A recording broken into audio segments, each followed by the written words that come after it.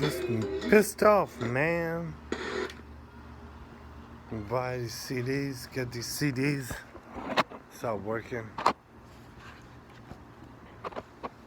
And then now you gotta pay for Apple Music. So I was going back to this book, Utopia, that I started. And it's kind of interesting, very poetic book. So I'll continue reading that. So far we talked about H and his Commonwealth. And we talked about Moore, the author who was poking holes, or not even poking holes in his argument, but just portraying H to be a certain way based on provocations and reactions. For example,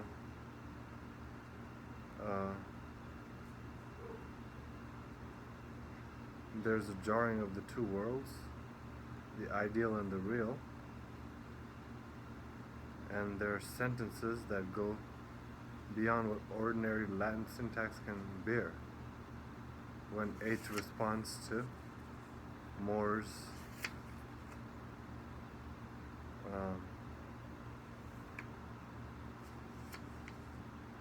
answers. So it seems Moore's manipulating H's emotions and therefore making H seem a little more ridiculous with his idealism in describing Utopia.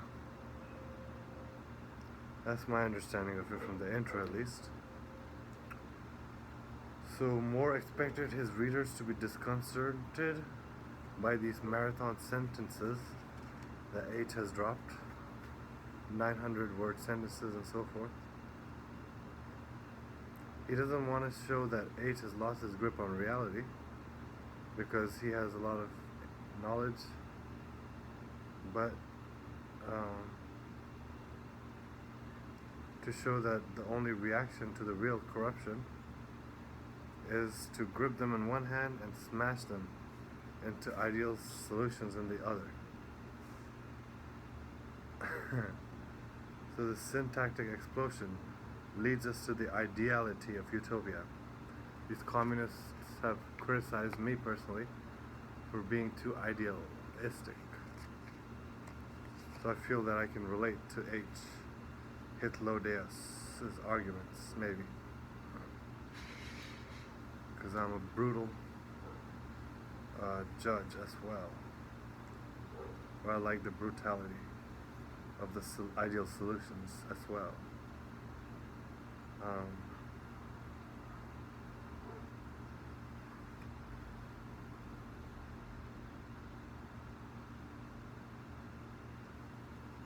I guess H moves from a firm grasp on a past historical solution to a hypothetical revision of contemporary history. I mean, if you believe the version of contemporary history, that is, it can seem like a hypothetical revision to someone who already has shown a firm grasp on this historical situation, because history just repeats itself in cycles. And because of our bias, we tend to misunderstand the current history and disconnect it from our past history.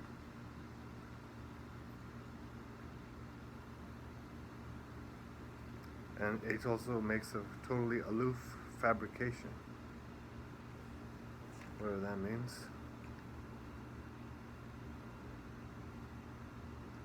When H describes his ideal commonwealth, though, his sentences undergo a remarkable change because they're not conflict-laden, comparing the ideal and the real. So they're brief, factual, straightforward, syntactically simple. Usually he is describing utopian things as they are, and they are mostly simple. Whether it be the doors of the houses, there is no house which does not have a door opening on the street and a back door into the garden, or the selection of candidates for ruler. For each of the four quarters of the city names one person and proposes him to the Senate. Oh, each of the four quarters of the city names one person and proposes him to the Senate. It's very much like the American system of representation. Or the universal work at farming.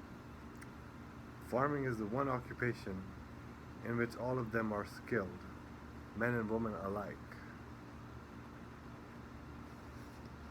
Or the color of their clothes.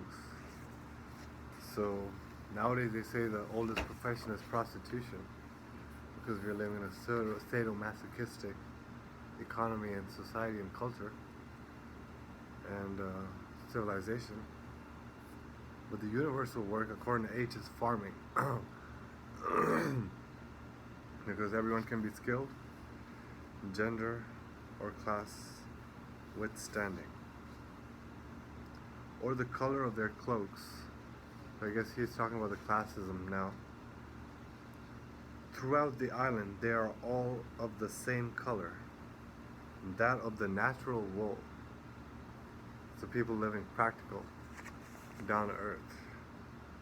None of that class shitstorm.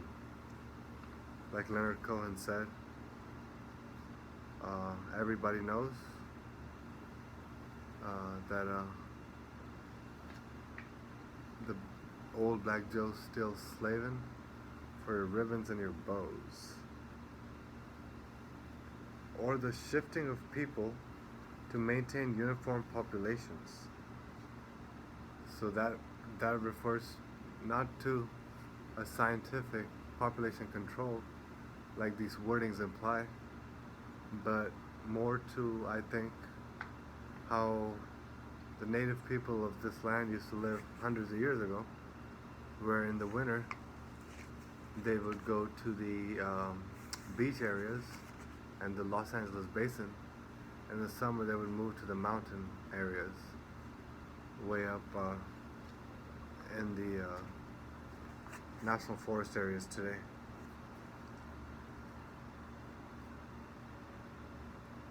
Or the distribution of goods. This is important today, and everybody talking about communism so great. And when it is distributed equitably to everyone, it follows that no one can be reduced to poverty or forced to beg.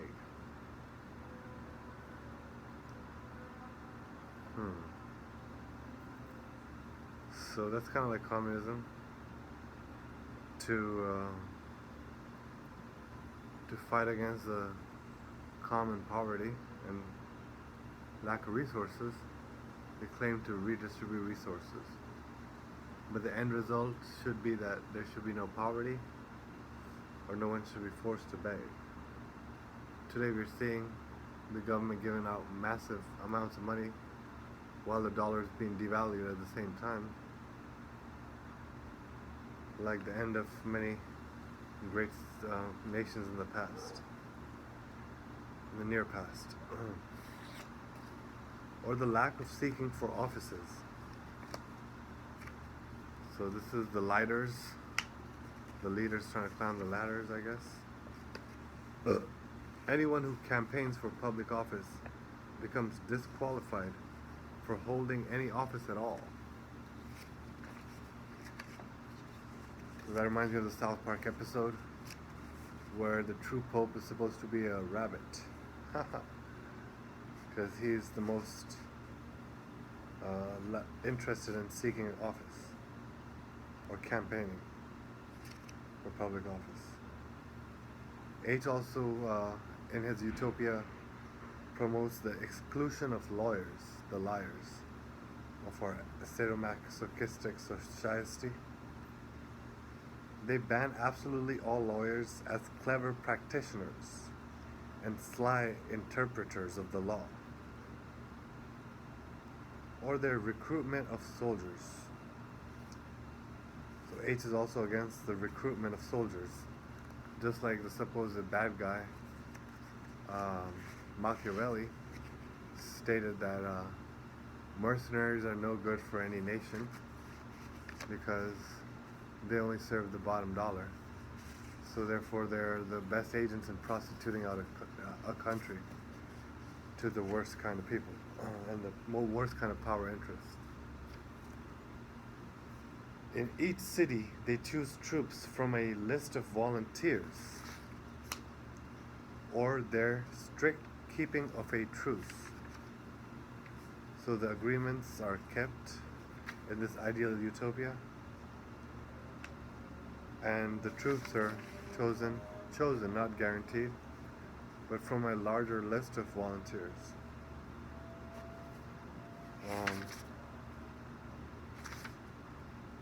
Okay. So the soldiers chosen from volunteers, and when they keep a truce, they keep it strictly. And this is how he describes it. When they make a truce with their enemies, they keep it so religiously that they do not violate it even under provocation.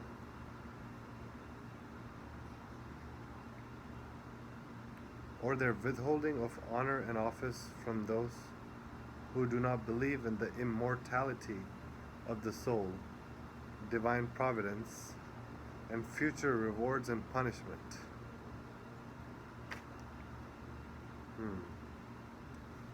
So one is a religious thing or a theological thing, immortality of the soul. That speaks of they live, not to letting those aliens get honor and office. Divine providence, that's more like a worldly thing, I think. I guess you gotta worship the kings and queens as divine. Or the fact that God can choose his own leaders separate from mankind. That's probably another interpretation of it. And future rewards and punishment. So some people think offices means they're above the law. So that is also one way to look at it, to keep those kind of people in the ideal utopia from power and honor. And it can also be seen in the communistic way. If you don't believe in the reward and punishment system, then you can't be in office. They bestow no honors on such a person. They assign him to no office. They put him in charge of no public responsibility. So I started tripping on that too in the past. In such simple sentences, which I have rather randomly sampled from the second book, everything seems so balanced and rectilinear, so simple and straightforward, so effortless and obviously desirable. So that's why I guess they call him peddler of nonsense, because he makes it difficult for the propagandists with such utopic, simple and straightforward counterpoints, I guess. But that's when he's describing Utopia. Now when he's clashing with the Moore and his ideas, I guess. Or his questions, rather. And such simple sentences may tend to lull us into simple, unquestioning acceptance of what they say as simple fact. So nowadays we see a lot of facts. It sounds like H echoing, but Moore wants us to think that this is not, or Miller wants us to think that we shouldn't accept this as a simple fact with simple unquestioning acceptance.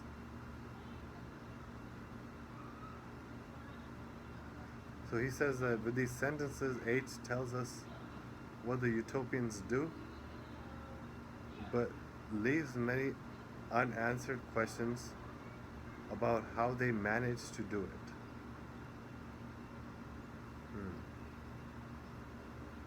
So from our reality, this utopia seems very impossible, is what Mr. Clarence Miller is saying, that maybe Moore also says. So how are the four candidates for ruler chosen in each quarter of the city? That's a question, a big question. What happens if someone is no good at farming or refuses to do it? Another big question. But let me answer them from things I have heard. Are four candidates chosen by just common consensus, which is unspoken? What happens if someone is no good at farming or refuses to do it? Depends. If they just wanna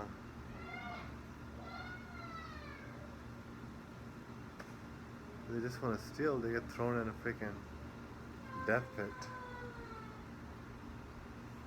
Or if someone dyes his cloak, tricksters, similar thing. Or objects to being separated from his family and friends in a population shift. Well, that would be easy if everything wasn't so freaking anonymous and wicked. How do you know whether someone is seeking an office? Nowadays, a lot of people pretending to be philanthropists are doing it for selfish reasons, so it's kind of hard for, in this modern society at least, to know the answers to these questions like I'm saying. So he's saying the only sure sign is absolute refusal to accept it. Oh, yeah. For the office. In the absence of lawyers, the next one is in the absence of lawyers, the judge is supposed to protect the interests of the accused.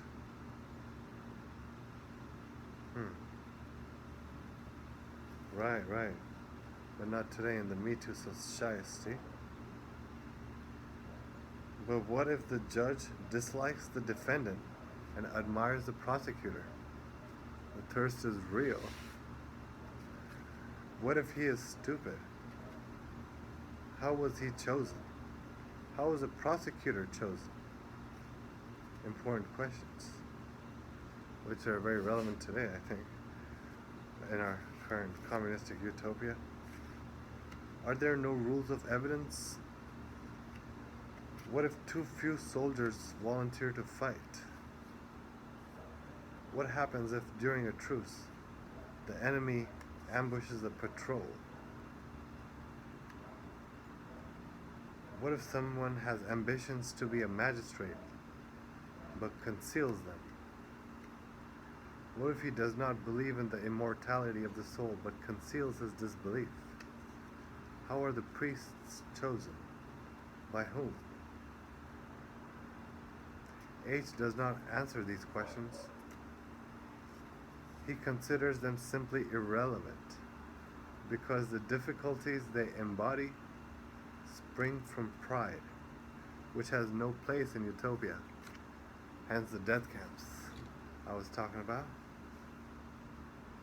The institutions of the utopians clearly cannot work unless pride is eliminated. And how is pride eliminated?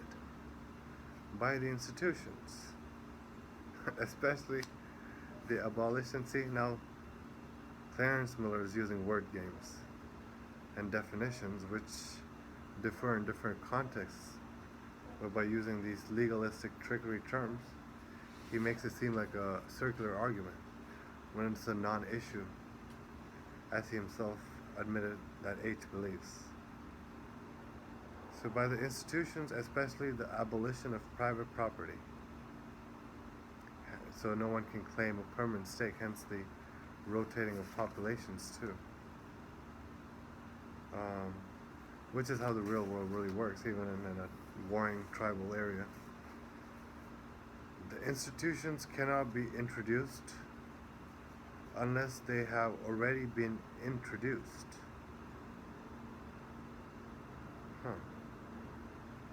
But the ease and lucidity of H's sentences tend to mask such difficulties. Because H is coming from the past and we're living in a confused, virus-infested present. Which is a good argument, but not a good argument to discount H. That's like revisionistic history of today's communistic society. The thing is simply there. No need to ask how it got there or can manage to stay there. So H was talking about the natural law, obviously, and Miller and maybe more is confusing it with the artificial society system, present for centuries or millennia.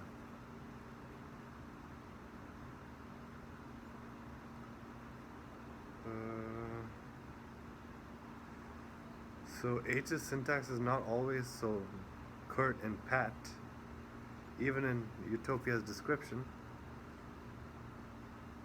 But when the sentences swell and become somewhat involuted and turbulent, it is usually when he is contrasting the ideal life of Utopia with the corruptions of Europe.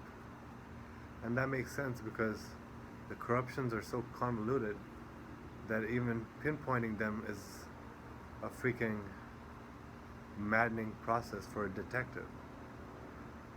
So obviously when you're contrasting the ideal with all the multifaceted, multifacious corruptions of modern society, it's going to be convoluted grammatically. So when the sentences become this way, he's contrasting the ideal life of Utopia with the corruptions of Europe, as when he condemns Europe's distribution of labor or attitude toward gold or hunting, or futilely complex laws, or abuse of treaties. Shit, I got 2 dislikes in one video just for talking about these 2 topics. Or the Zapoletan or Swiss mercenaries. We used to hear about Blackwater.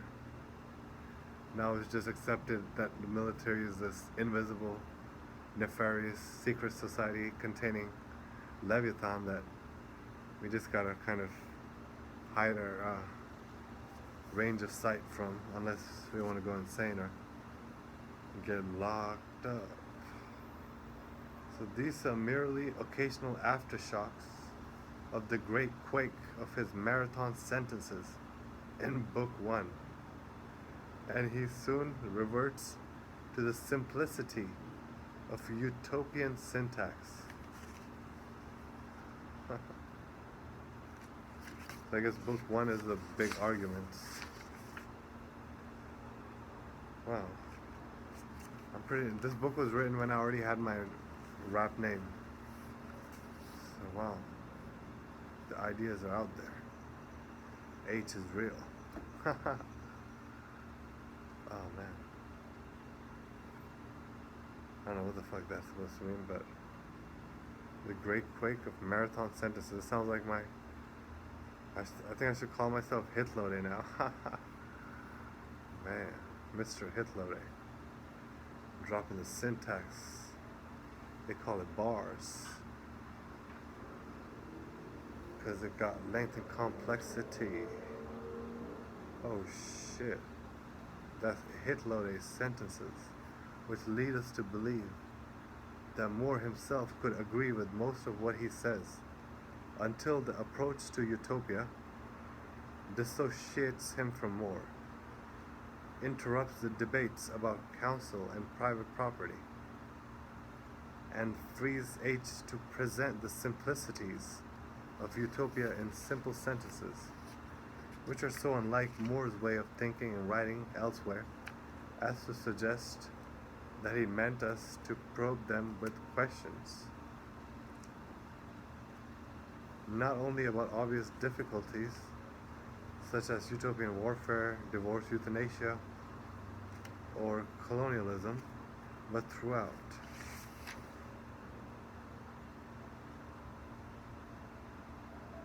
No, that's a long sentence. Shoot.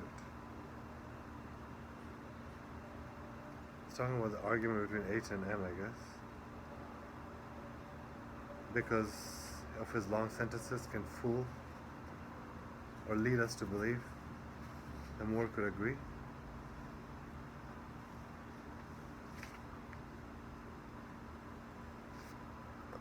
Because H is trying to create a discussion or ask Moore to probe him with questions. So much of what the utopians do is admirable, but how in heaven's name do they manage to do it? There's, for example, blah blah blah blah. Wow. Here's the last paragraph.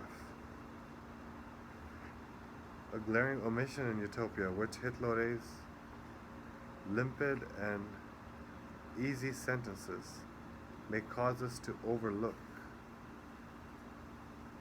The political structure of Utopia has no central executive authority for its 54 independent city-states. So everybody knows that decentralization is the cure for the Karen virus, I guess, and the con virus, the con job shitstorm. Although the whole island has no single governor, it does have an annual senate composed of 3 wise men from each city.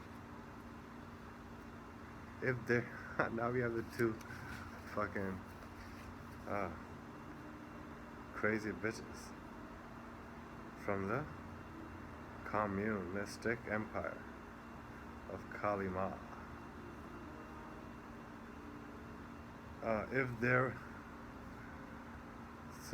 These are arguments in Utopia. There's no single governor, no central authority. If there were any real self-centered rivalry among these cities, even any normal conflict of interest, such as the Senate, this would be very ineffectual without the executive machinery. And then we have to look at the city-states of ancient Greece or Renaissance Italy to see what would happen. But obviously, modern society thinks that these old empires were more pure. But the true wise men know that it's just the motherfucking wires getting worse and worse.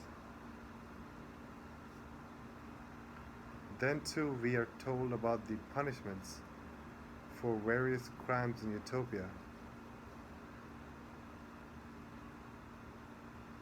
among which the absence of theft may not be surprising. But what about assault or murder? But without a police force, who catches the criminal? So here we're talking about a centralized society and trying to compare it with a village agrarian decentralized society. So there's no need for discussion of police force, but Mr. Miller has his head pretty far up his anus, it seems, to understand this little point. But it's a valid point in today's society, so I guess he raises it. Who checks whether he has the proper papers to be out of his own city-state.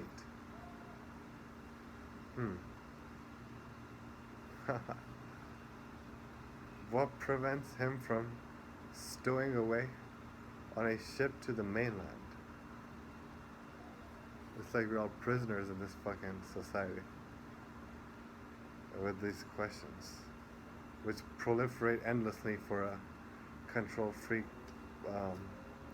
political scientist like Mr. Clarence Miller. We are always being brought back to the basic paradox. The institutions cannot be introduced unless they have already been introduced. So it's like living in a bizarre world and trying to imagine heaven or something. That's what I see with all these arguments and the difficulties between utopia and the communistic reality. So this is another video about Utopia. Great book, very thought-provoking for political discussions. War out.